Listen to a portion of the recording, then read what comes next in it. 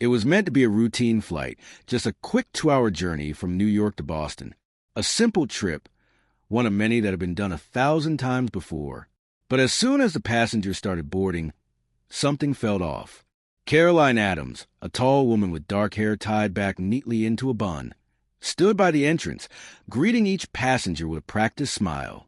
Her uniform was crisp, her demeanor calm, and she carried herself with the quiet confidence of someone who had been in this job for years. She was the epitome of professionalism. But, like everyone else on that flight, she had no idea that the journey ahead would be anything but ordinary. The trouble began right away.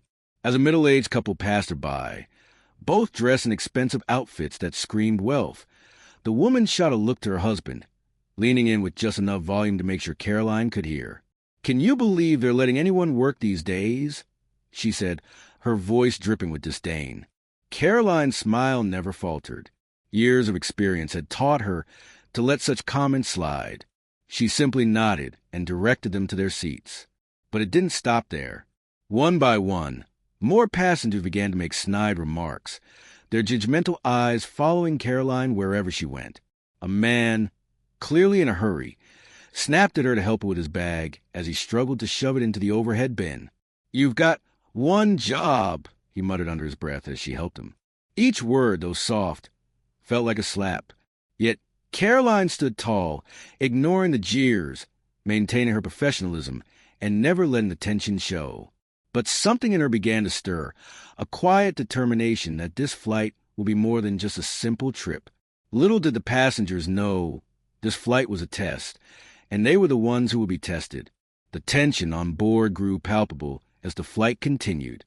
It wasn't the entire plane, just a handful of passengers who had decided that Caroline would be their target for the day. Seated in the front, a couple, clearly in their early 50s, dressed in matching designer clothes that could buy half the plane if they chose to, had made it their mission to belittle Caroline at every opportunity. The woman's voice, dripping with fake sweetness, called Caroline over as if she were a servant. "Excuse me," she said, waving a hand as if Caroline were invisible until it suited her. "Can we get someone else to help us? I don't want my drink spilled all over me." Caroline's smile never wavered. "Of course, ma'am," she replied, moving swiftly to pour the drink with precision. But the woman wasn't done. "You know," she added, her voice dripping with mock concern, "maybe you should stick to easier tasks. This is probably a little too much for you." Caroline's heart sank, the sting of her words sharper than she had expected. She had seen this type of behavior before, people who believed that their wealth and status gave them the right to treat others with contempt. But Caroline, who had worked her way up in the airline industry over the years, knew how to keep her composure. The laughter and smirks from surrounding passengers only added to the growing unease in the air, but she refused to let them see that their words were affecting her. As she continued down the aisle, a man in a wrinkled polo shirt muttered under his breath, loud enough for her to hear, "She probably doesn't even care about this job. Can't even get the simplest things right." Caroline swallowed the words that burned on the tip of her tongue, focusing on keeping her steps measured, steady. She could have let them see her falter, but inside, the weight of their mockery pressed down harder with each step. She was professional, but this felt different, more personal. As the flight cruised at 30,000 feet, the tension in the cabin continued to rise, but Caroline was unfazed. She had learned long ago that the best way to handle rude passengers was to keep a smile on her face and a calm demeanor. However, this was no ordinary flight, and the passengers seemed to have a peculiar sense of entitlement. A few rows behind, a man in a wrinkled polo shirt had his eyes glued to his phone, intermittently huffing and puffing, clearly irritated by something. He called out to Caroline, who was balancing a tray of drinks in the aisle. "Hey, you!" he barked, as if he owned the plane. "Can you do something about the temperature back here? It's like a sauna." Caroline's eyes narrowed slightly, but her voice remained smooth. "I'll check on that for you, sir," she replied, even though she knew the temperature was controlled from the cockpit, beyond her reach. Before she could turn to leave, the man snorted, muttering under his breath, "Typical. She probably doesn't even know how to fix it. Just here for the show." Caroline ignored the comment, her face a mask of politeness. But as she walked down the aisle, She could feel the weight of the mocking laughter echoing behind her. It wasn't just this man. There were others too. As Caroline moved between the rows of seats, delivering drinks and taking requests, she could feel eyes following her, judging her every move. The young couple in the front, dressed in their expensive clothes, continued to exchange glances and make sarcastic remarks. But Caroline didn't flinch. Instead, she took a deep breath, squared her shoulders, and decided to find some humor in the situation. If these passengers thought they could get under her skin, they were wrong. She was the one in control of this moment, no matter how hard they tried to humiliate her. What they didn't know was that she was already 2 steps ahead, waiting for the right moment to reveal her true role. This flight was about more than just keeping the peace. It was about changing the way people saw each other, starting right here, in this confined space at 30,000 feet. Caroline continued to navigate the narrow aisles with practiced grace, offering drinks and snacks to the passengers who seemed more focused on nitpicking her every move than enjoying their flight. She could hear the subtle muttering, the low chuckles, and the sarcastic remarks. It was like a game to them, testing how far they could push her before she cracked. And so far, they were winning, at least in their eyes. But Caroline wasn't here just to serve drinks and smile through the discomfort. No, she had a bigger mission today, and she was silently observing everything. Her eyes darted between the passengers, carefully studying their behavior. The flight wasn't just a job. It was a test, a chance to assess the crew's efficiency, the airline's operations, and the overall customer experience. She wasn't just some flight attendant. She was here for a reason. For the last 6 months, Caroline had been reviewing policies, restructuring departments, and meeting with stakeholders to improve the airline service, and today was a culmination of that effort. She had decided to observe firsthand what worked, what didn't, and how the airline's reputation was shaped by the people they employed. But as she moved through the cabin, the mockery continued.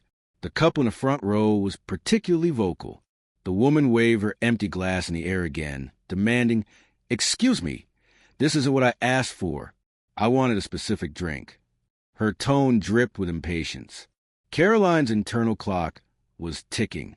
She could feel her patience starting to wear thin, but instead of losing her cool, she smiled again and assured the woman that the correct drink would be delivered shortly. A few rows behind, the man in the wrinkled polo shirt muttered, "You'd think they'd at least train these people better." Caroline took another deep breath, hiding the surge of frustration bubbling beneath her professional exterior. This wasn't about her. It was about what was happening behind the scenes, the subtle mistreatment, the rudeness, the entitlement. And soon, these passengers were going to get the surprise of their lives.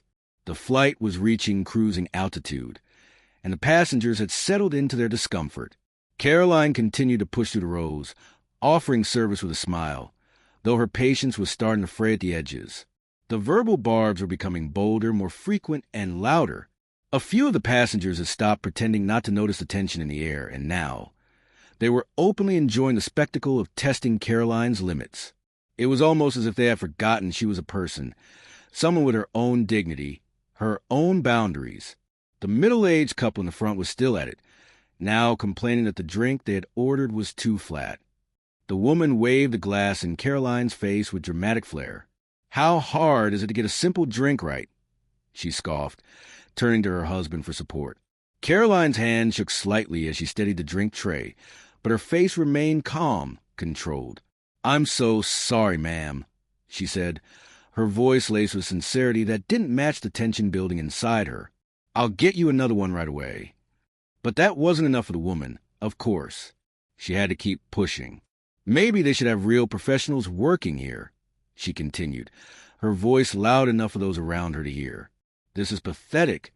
Caroline bit her tongue, but her mind was working faster than the passengers knew. It wasn't just her patience they were testing today. It was the entire system. She had been watching closely, taking notes, observing how the airline's policies and crew were handling the pressure. And the truth was, they were failing. Not in big ways, no catastrophic mistakes, no spills, no accidents, but in the little things, the things that mattered. And then came the final straw. As Caroline turned to walk away, a voice from the back of the cabin called out, "Hey, why don't you do something about the temperature back here? It's way too hot." It was a man in the wrinkled polo shirt, of course. Caroline sighed, but it wasn't frustration that hung in the air. It was anticipation. She knew they were pushing her to the edge, but what they didn't know was that she wasn't just observing them. She was observing the airline itself. And the next few moments would reveal the truth about who really held the power on this flight. As Caroline made her way down the aisle, balancing the weight of the trays and the mounting tension in the cabin, a thought crossed her mind. They had no idea. None of these passengers had any clue about who she really was, about why she was here today. They thought they were just pushing around another flight attendant, someone who had to take their mockery and keep smiling. But Caroline had been playing this game all along. The gentle hum of the airplane seemed to mirror the quiet rhythm of her thoughts. She wasn't just serving drinks. She was assessing everything. It wasn't just about the rude passengers, the snide remarks, or the petty complaints. This was bigger than that. Caroline had been working for months of restructuring operations, fine-tuning customer service policies, and working behind the scenes to fix the airline's failing reputation. She wasn't just some face on the front lines. She was the one who had orchestrated the changes. Today's flight was not a test of her ability to handle rude passengers. It was a test of the airline itself. As the flight continued, Caroline had seen enough. The disrespect, the arrogance, the way people assumed their wealth or status gave them the right to belittle others. It was all too much. When she stepped into the galley to grab another round of drinks, her fingers tightened around the plastic cups, not from the physical weight, but from the emotional one. And then, as the plane hit its mid-flight peak, a voice cut through the quiet murmur of the cabin. "Excuse me, miss," came the voice of a latecomer who had boarded just before takeoff. The words echoed to the cabin like a ripple in water. "Do you have any authority on this plane, or are you just here to smile and serve?" Caroline froze for a moment, her calm facade never wavering. She turned slowly, locking eyes with the man who had just thrown down the gauntlet. "Actually," Caroline said, her voice steady but filled with quiet power, "I'm not just your flight attendant. I'm the CEO of this airline." The cabin fell into a stunned silence. The words hung in the air, as thick as the tension that had built up over the past 2 hours. Caroline stood there, steady and poised, letting the silence stretch between her and the man who had just challenged her. The eyes of the other passengers snapped toward her, wide with surprise, as if they were suddenly seeing her for the first time. They had no idea, no clue at all. To them, Caroline was just another flight attendant, another faceless worker in a sea of uniformed employees. But now, the truth was out, and it was like a light had flicked on in a dark room. "I'm not just a flight attendant," Caroline repeated, her voice calm, but carrying authority that was undeniable. "I'm the CEO of this airline." She let those words sink in, and for a moment, the entire cabin was frozen. The man in the suit, who had thought he was somehow above her, shifted uncomfortably in his seat, his smug expression replaced with wide-eyed disbelief. A murmur ran through the cabin.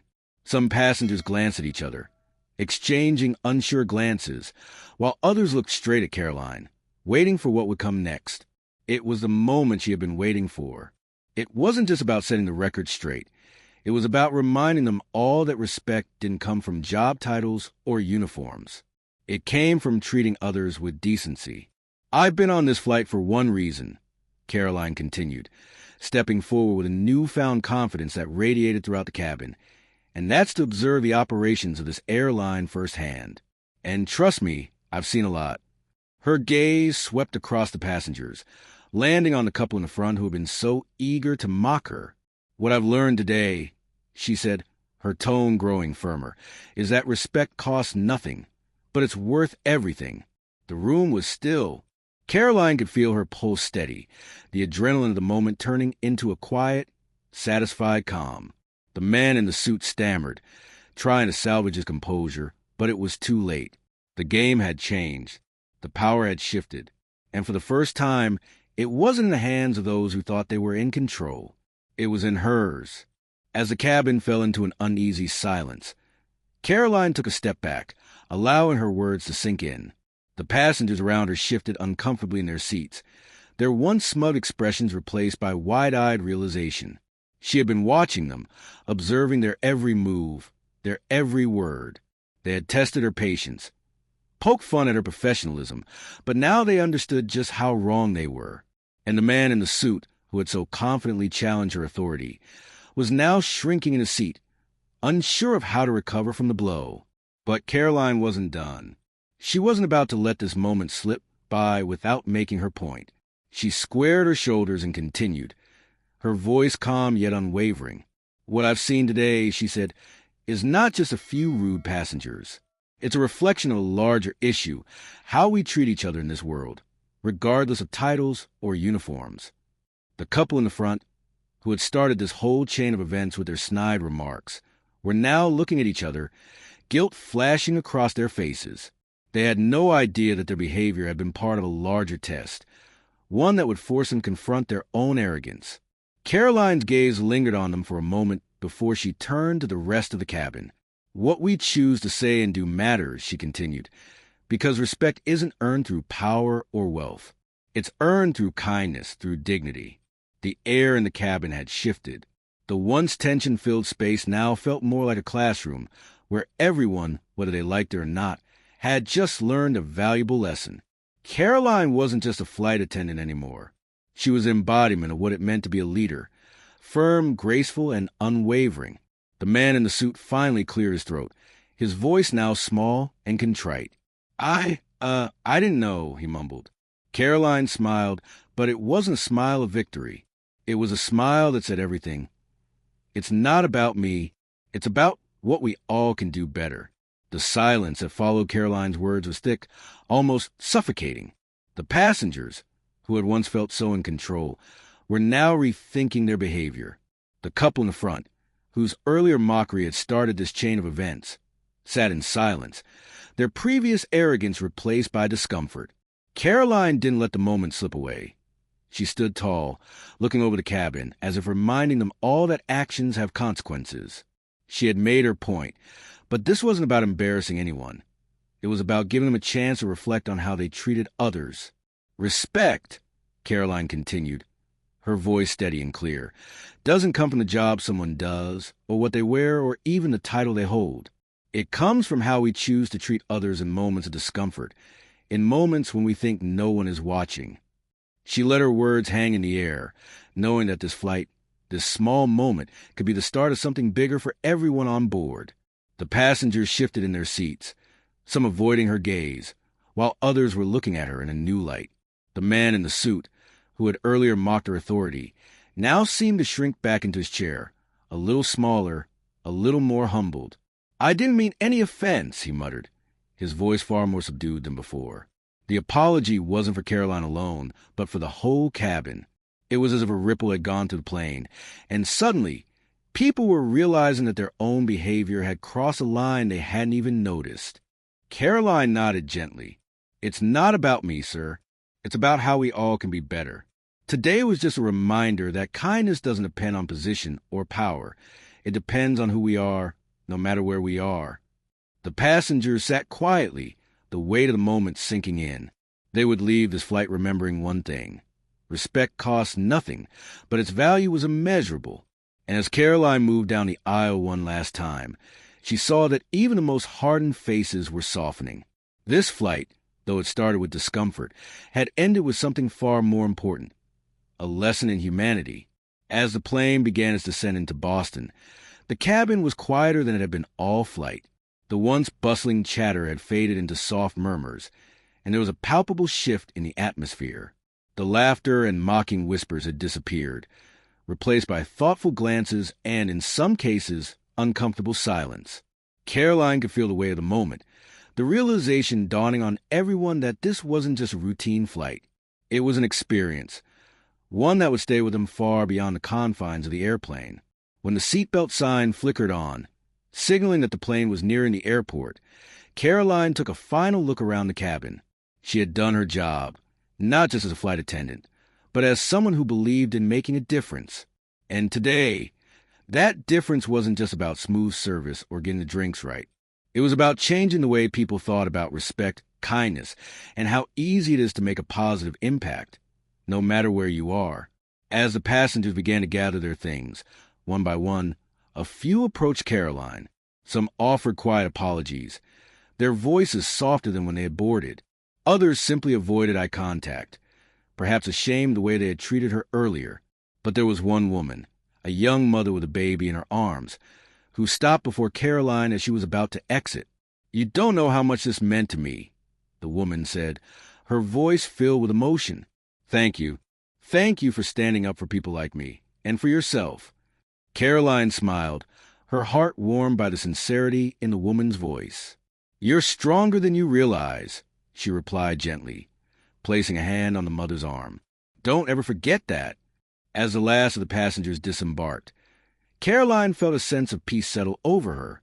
The lesson was simple. Kindness wasn't about grand gestures or lofty ideals. It was about the little things, the way we treat each other in the moments when we think no one is watching. And today, she had shown them all that respect could change the world, one flight at a time.